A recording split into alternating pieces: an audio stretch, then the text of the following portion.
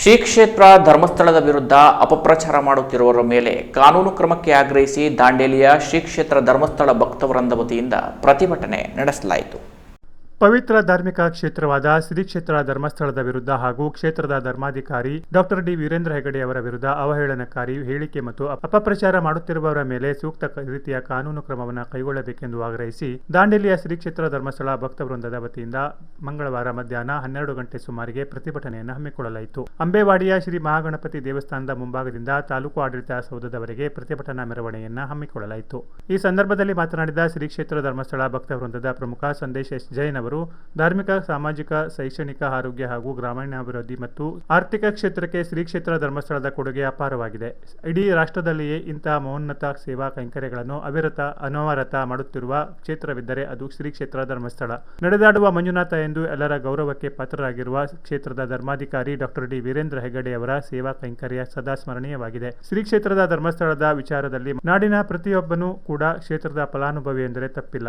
ಇಂತಹ ಪರಮ ಪವಿತ್ರ ಕ್ಷೇತ್ರಕ್ಕೆ ಮತ್ತು ಪೂಜ್ಯ ಹೆಗಡೆಯವರ ಹೆಸರಿಗೆ ಕಳಂಕ ತರುವ ನಿಟ್ಟಿನಲ್ಲಿ ಬಹುದೊಡ್ಡ ಷಡ್ಯಂತ್ರ ನಡೆದಿದೆ. ಕಳೆದ 12 ವರ್ಷಗಳಿಂದ ನಿರಂತರವಾಗಿ ಕ್ಷೇತ್ರದ ಬಗ್ಗೆ ಹಾಗೂ ಪೂಜ್ಯರ ಬಗ್ಗೆ ಅಪಪ್ರಚಾರ, ಅವಹೇಳನಕಾರಿ ಹೇಳಿಕೆಗಳ ಮೂಲಕ ದುಷ್ಟಶಕ್ತಿಗಳು ಕ್ಷೇತ್ರದ ಘನತೆಗೆ ಮತ್ತು ಪಾವಿತ್ರ್ಯತೆಗೆ ಧಕ್ಕೆ ತರುವ ದುಸ್ಸಾಹಸಕ್ಕೆ ಕೈ ಹಾಕಿರುವುದನ್ನು ಇನ್ನು ಮುಂದೆ ನಾವು ಸಹಿಸುವುದಿಲ್ಲ.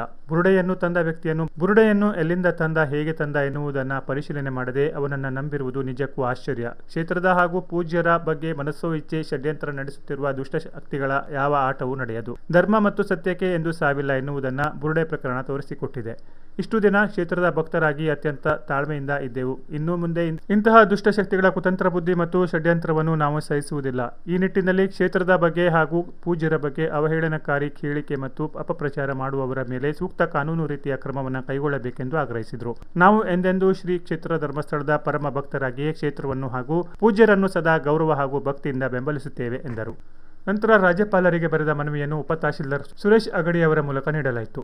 ಈ ಸಂದರ್ಭದಲ್ಲಿ ಶ್ರೀ ಕ್ಷೇತ್ರ ಧರ್ಮಸ್ಥಳ ಭಕ್ತವೃಂದದ ಬಾಬಣ್ಣ, ಶ್ರೀವತ್ಸ, ಸುಧಾಕರ ಶೆಟ್ಟಿ, ಕೃಷ್ಣ ಪೂಜಾರಿ, ಬುಧವಂತಗೌಡ ಪಾಟೀಲ್, ಸುಧಾಕರ ರೆಡ್ಡಿ, ಉದಯ್ ಶೆಟ್ಟಿ, ಕರುಣಾಕರ ಶೆಟ್ಟಿ, ವಾಮನ ಮಿರಾಶಿ, ಸುರೇಶ್ ಕಾಮತ್, ರವಿ ಗಾಂವ್ಕರ್, ಮಾರುತಿ ಕಾಂಬ್ರೇಕರ್, ಚಂದ್ರು ಮಹಳಿ, ಹನುಮಂತ ಕಾರ್ಗಿ, ಪದ್ಮಜ, ಪ್ರವೀಣ್ ಜನ್ನು, ನಾಗರಾಜ ಅನಂತಪುರ, ಮಂಜು ಶೆಟ್ಟಿ, ವಸಂತ ಗಾವಡೆ, ಬಸವರಾಜ್ ಹುಂಡೇಕರ್, ಮಹಾವೀರ ಗಾಳಿ, ಸುನಿಲ್ ಸೋಮನಾಚೆ, ಶ್ರೀನಾಥ ಪಾವಸ್ಕರ್, ವಿಷ್ಣು ಕಲಾಲ, ಸುರೇಂದ್ರ ಓಜಾ, ಬಾಬು ಪಗಾಡೆ, ಮುರುಗೇಶ ನಾಯರ್, ನಿಲೇಶ್ ನಾಯ್ಕ್, ಹನುಮಂತ ಸೇರಿದಂತೆ ಹೆಚ್ಚಿನ ಸಂಖ್ಯೆಯಲ್ಲಿ ಶ್ರೀ ಕ್ಷೇತ್ರ ಧರ್ಮಸ್ಥಳ ಭಕ್ತವೃಂದದವರು ಭಾಗವಹಿಸಿದರು. Canara plus news, Dandeli.